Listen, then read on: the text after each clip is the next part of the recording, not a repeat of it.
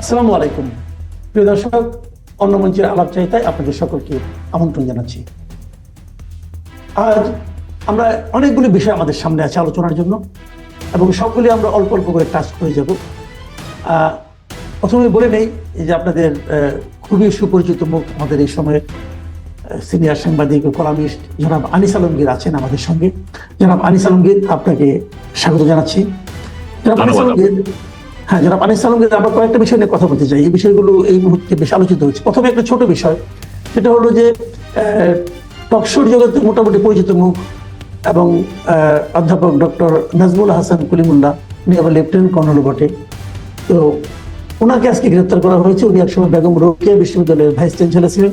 ওই সময়ের ওনার কিছু দুর্নীতির ব্যাপারে দুদক গত জুন মাসে ওনার বিরুদ্ধে একটা মামলা করে, সেই মামলায় ওনাকে গ্রেপ্তার করা হয়েছে।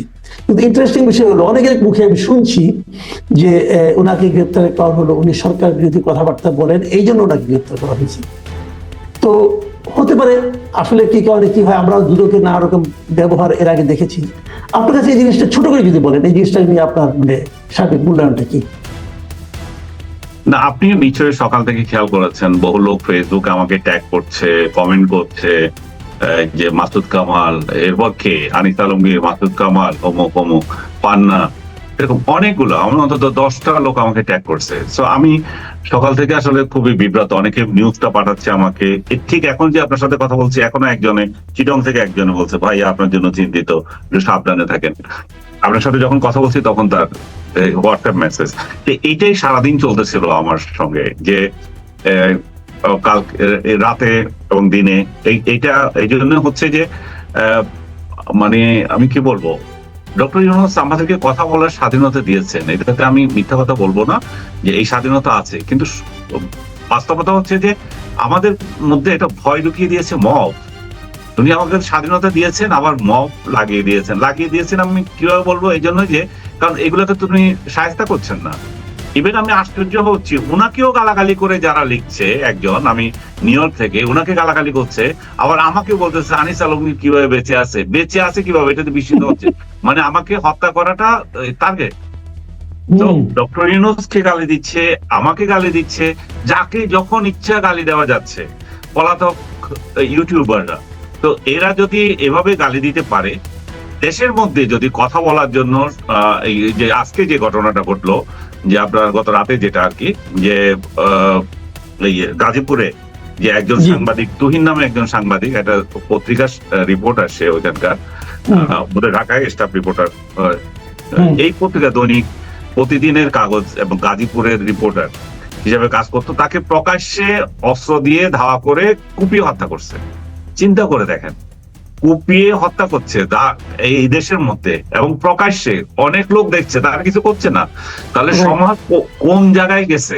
সমাজের আর কত পতন হলে বলবো যে আমরা আইন শৃঙ্খলা পরিস্থিতি খারাপ না, মানে আর মানে মানে এর থেকে কত খারাপ হলে সরকার নিজে স্বীকার করবে যে আইন শৃঙ্খলা পরিস্থিতি খারাপ না? কারণ মানুষ একজন সাংবাদিককে কুপিয়ে হত্যা করছে এবং অভিযোগ কি সেটা প্রকাশ্যে, এবং ওখানে লোকজন দেখছে দাঁড়িয়ে, তারাও কিছু করতে পারছে না। তো এই যে বিষয়টা, কলিমুল্লাহকে গ্রেপ্তার, এই যে লোকগুলো এইভাবে যে সাংবাদিকদের নির্যাতন, কথা বলার যে একটা ভয়, সবগুলো মিলিয়ে উনি যে ডক্টর ইউনূস যে বলছেন যে আপনারা কথা বলতে পারেন, সেটা আসলে বাস্তবে রূপ নিচ্ছে না। বাস্তবে আমি কথা বলছি, আপনি কথা বলছেন, আমরা কয়েকজন কথা বলছি, কিন্তু মানুষের ভয় তো কাটছে না। মানুষ তো মনে করছে যে এই কথা বলার জন্য এদেরকে গ্রেপ্তার করা হচ্ছে, এবং কথা বলার জন্য কলিমুল্লাহকে গ্রেপ্তার করছে। এবং এটার একটা কারণ হতে পারে, কলিমুল্লাহর বিরুদ্ধে অভিযোগ, রাতের ভিসি থাকাকালে উনি অনিয়ম করেছেন, প্রায় 4 কোটি টাকার মতো ওনার আত্মসাতের অভিযোগ। আজকে দেখলাম যে মামলা, ওনাকে একা পরে নিয়ে গেছেন, জেলে দিয়েছেন, সবকিছু আইন মতোই হচ্ছে। কিন্তু কথা হচ্ছে যে এই আমলে তো 400 কোটি টাকা দুর্নীতি বা যেগুলো ছিল অভিযোগ উঠছিল, তারা কোথায়? দুদক তাদেরকে কি করেছে এই পর্যন্ত? তাদেরকে তো কেউ ধরে নাই। এই যে আসিফ বলে যে উপদেষ্টা আছে, তার 2জন সহযোগীর কথা উঠছিল। তারপরে এই যে বই ছাপাই করতে গিয়ে যে একজন সমন্বয়ক, সে যে 400 কোটি নাকি আরো 500 কোটি টাকা আত্মসাৎ করেছে, তো এদেরকে শুধু বিদেশ যাওয়া বাধা দিয়ে রাখছে, কলিমুল্লাহকেও বিদেশ যাওয়া বাধা দিতেন, তাকে গ্রেপ্তার করলেন কেন? মামলার মতো চলতে দিতেন। এই সমস্ত কারণে পাবলিক বিশ্বাস, আমি ব্যক্তিগতভাবে বিশ্বাস করি যে কলিমুল্লাহ সাহেবকে যে দুর্নীতির মামলায় গ্রেপ্তার করেছে, আপনি কথা বলতে পারছেন, আপনি সমাজে উচ্চ স্তরের লোক, তাই বলে যে আপনাকে মাফ করে দেবে তা না, আপনার বিরুদ্ধে মামলা চলতেই পারে। কিন্তু কলিমুল্লাহকে আপনি ধরে নিয়ে যাবেন আর বাকিদেরকে ছেড়ে দেবেন, তাতে তো সন্দেহ দেখা দেয়। আবার জি.কে. শামীম নাকি একজন আসছে যে শেখ হাসিনার আমলে যত সব টেন্ডারবাজি করতো, এবং সেই লোকটাকেও দেখলাম ছাড়ে দিয়েছে। তাহলে হ্যাঁ ছেড়ে দিয়েছে, হ্যাঁ মামলা আমি দেখেছি, পেয়েছে, জামিন পেয়েছে কি, এরকম একটা নিউজ। তো জি.কে. শামীমের মতো দুর্নীতিবাজরা বের হয়ে যায়, আর 4 কোটি টাকার দুর্নীতির অভিযোগ যার বিরুদ্ধে আছে তাকে মানে মামলা চলতে না দিয়ে তাকে ডাইরেক্ট বাড়ি থেকে তুলে নিয়ে গ্রেফতার করতেছেন। এগুলো তো প্রশ্ন দেখা দেয়, এবং এগুলো সরকারের ইমেজটাকে নষ্ট করে দেয়।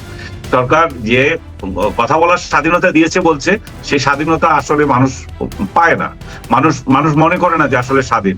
এবং সত্যিকার অর্থে কি আমরা আমাদের মধ্যেও তো একটা ভীতি কাজ করে অন্তর্মহলে। আমি মনে করি যে ঠিক আছে, আমাকে কেন কেউ একটা মন্দ কথা বলবে, কারণ আমি তো কোনো অপরাধ করি নাই, কারণ আমি তো কোনো দুর্নীতি করি নাই, আমি তো কোনো সরকার প্রধানের সাথে বাইরে যাই নাই, কোন সরকার প্রধান তো ফ্ল্যাট বাড়ি গাড়ি আমাকে দেয় নাই। তো আমার কোন ঠেকা পড়েছে যে আমার ভয় করার? কিন্তু সরকার না ধরুক, সরকার যে চাপাতিওয়ালা কাউকে নামিয়ে দিল, পিছনে আসলে এই যে সাংবাদিকদের যে কপিয়ে গেল, সেরকম যদি পরিস্থিতি থাকে, তাহলে কি করে আমরা সরকারের পক্ষে কথা বলি? এই সরকারকে বলি যে এই সরকার থাকুক আরো। এই জন্যই তো বলি যে ভাই, যত তাড়াতাড়ি পারেন আপনি নির্বাচন দিয়ে জাতিকে রক্ষা করেন। আপনার যখন আপনি নির্বাচনের কথাই বললেন, আমি নির্বাচন প্রসঙ্গে একটু আসছি, যেহেতু নির্বাচনের কথাটা উঠলো। নির্বাচনের উনি একটা সম্ভাব্য সময়সীমা অলরেডি ডিক্লেয়ার করেছেন। এটা নিয়ে মানুষের মধ্যে অনেক দ্বিধা ছিল, সমস্যা ছিল, কিন্তু উনি ঠিকই ডিক্লেয়ার করলেন যে সম্ভাব্য ফেব্রুয়ারিতে নির্বাচনটা হতে পারে। এবং এটা হওয়ার পর আমরা দেখছি নানা ধরনের মিশ্র প্রতিক্রিয়া, এবং তারপরও কিছু কিছু লোকের মধ্যে দেখছি যে নির্বাচন আদৌ হবে কিনা সেটা সন্দেহ প্রকাশ করছেন অনেকেই। কেন করছেন আমি বুঝতে পারছি না।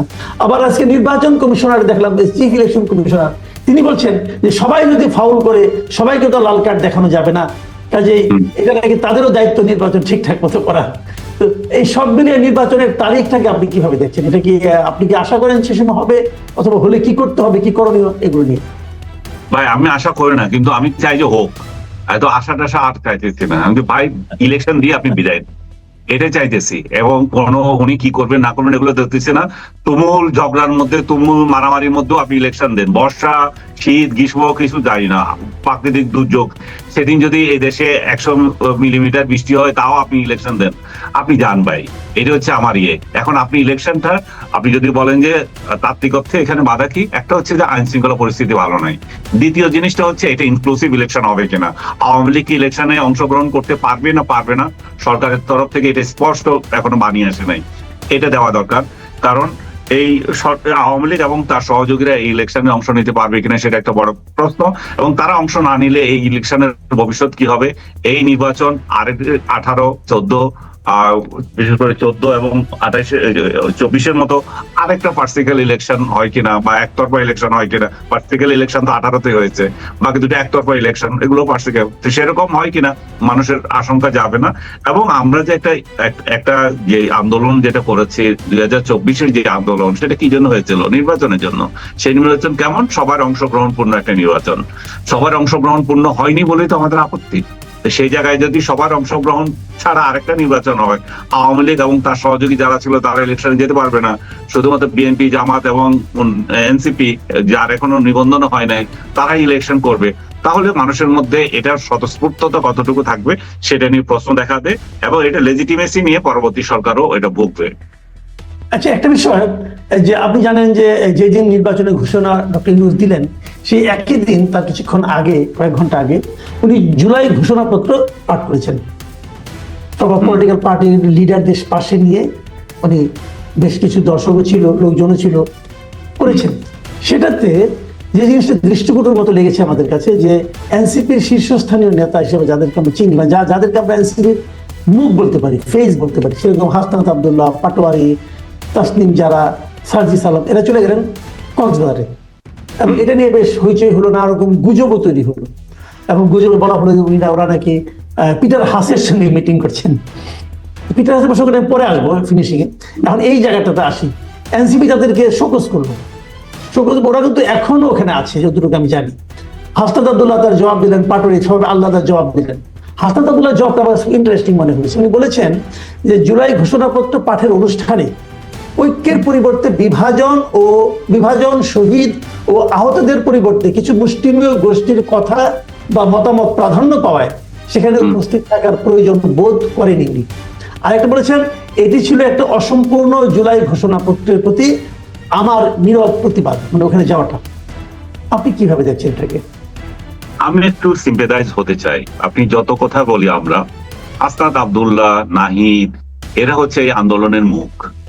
তো বড় ধরনের আমরা যদি কাউকে দেখি, এরাই এই সমন্বয়করা এই আন্দোলন করেছে। আমাদের রাজনৈতিক দলগুলো যতই লাফালাফি করুক যে আমরা এনা করেছি তেনা করেছি, অবশ্যই করেছেন, আপনাদের অবদান অবশ্যই আছে, কিন্তু যেই কারণ নিয়ে, যে ইস্যুস নিয়ে আন্দোলনটা চূড়ান্ত রূপ নিল, সেখানে সমন্বয়কদের ভূমিকা আছে।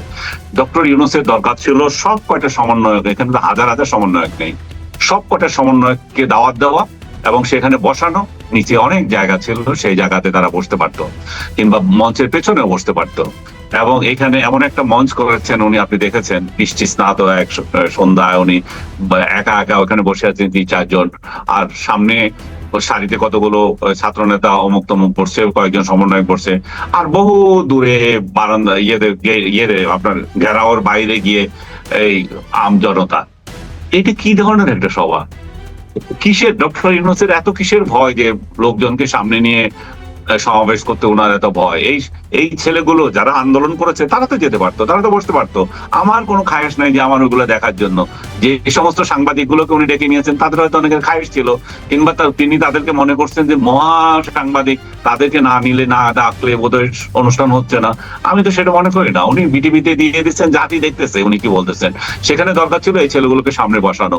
হাসনাত, সার্জিস, আরো যারা যারা ওইখানে ইয়েতে ছিল না, আমি মনে করি যে তাদের সত্যি এটা একটা নীরব প্রতিবাদ, তাদের সেখানে ডাকা উচিত ছিল।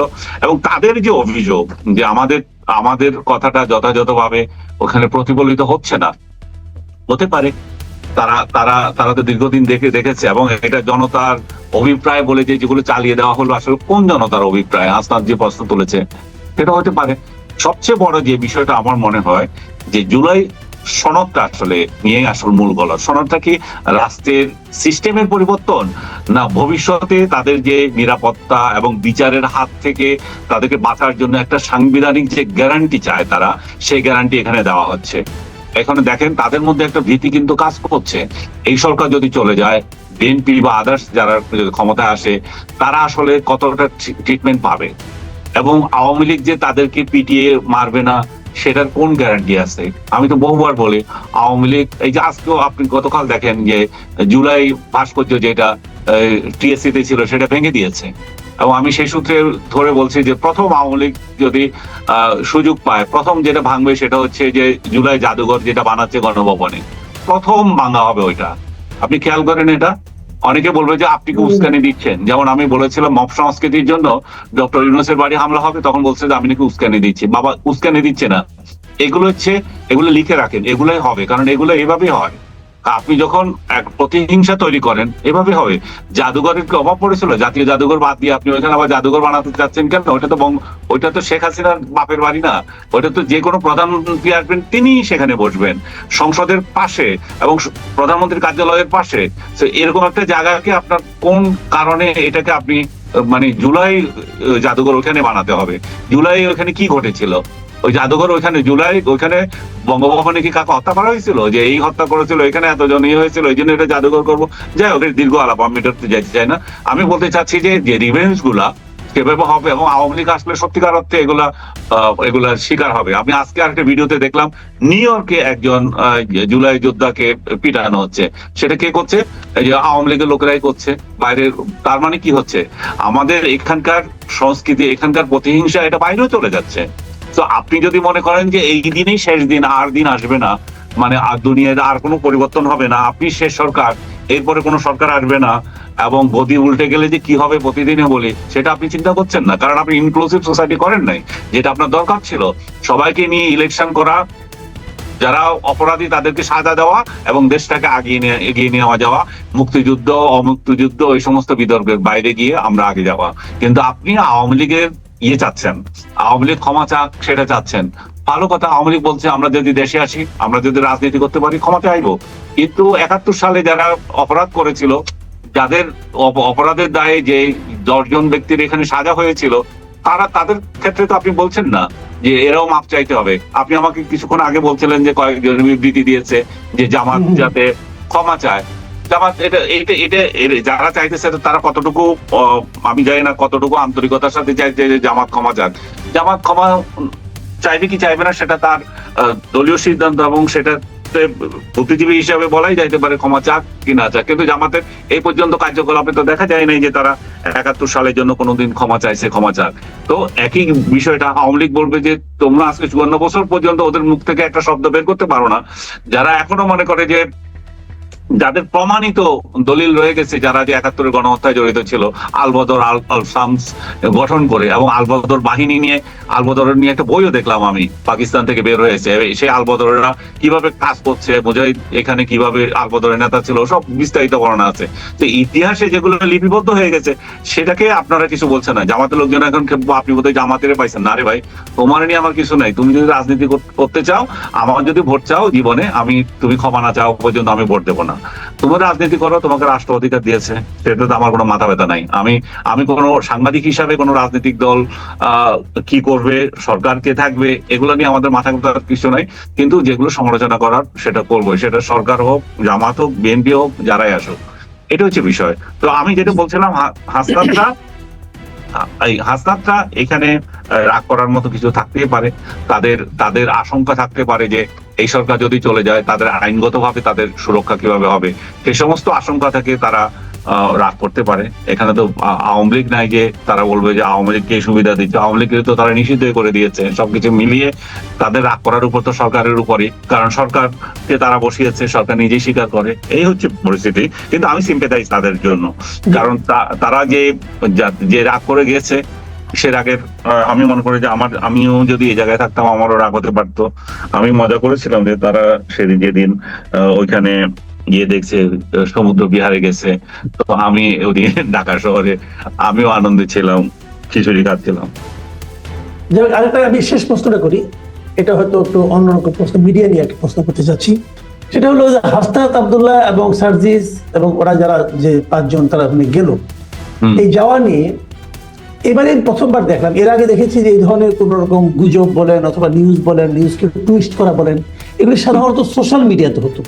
এবারে আমি প্রথম দেখলাম যে পিটার হাসের সঙ্গে মিটিং করবেন, এই নিউজটা প্রচার হলো আমাদের আপনার মানে বিভিন্ন রকম কনভেনশনাল মিডিয়াতে, টিভিতে স্ক্রল গেলো দেখলাম, এবং পত্রিকাতেও নিউজ হলো দেখলাম। আমি কয়েকটা পত্রিকা দেখেছি, যুগান্তরে দেখেছি, এরকম মানে মেইন স্ট্রিম মিডিয়াতে দেখেছি।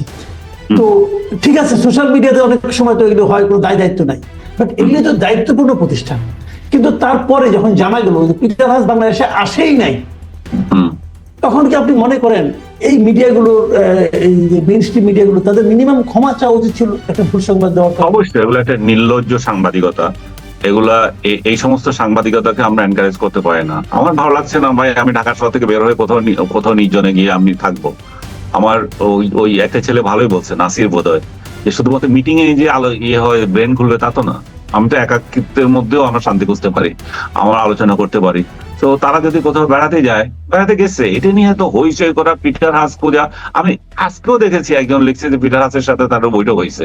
এই একটা সাংবাদিক এত নির্লজ্জ, এগুলো কিসের উপর সাংবাদিকতা করে আমি জানি না। এগুলো ওই যে বাইরের ইউটিউবার, গুজববাজ ইউটিউবারদের মতো এগুলো বানায়।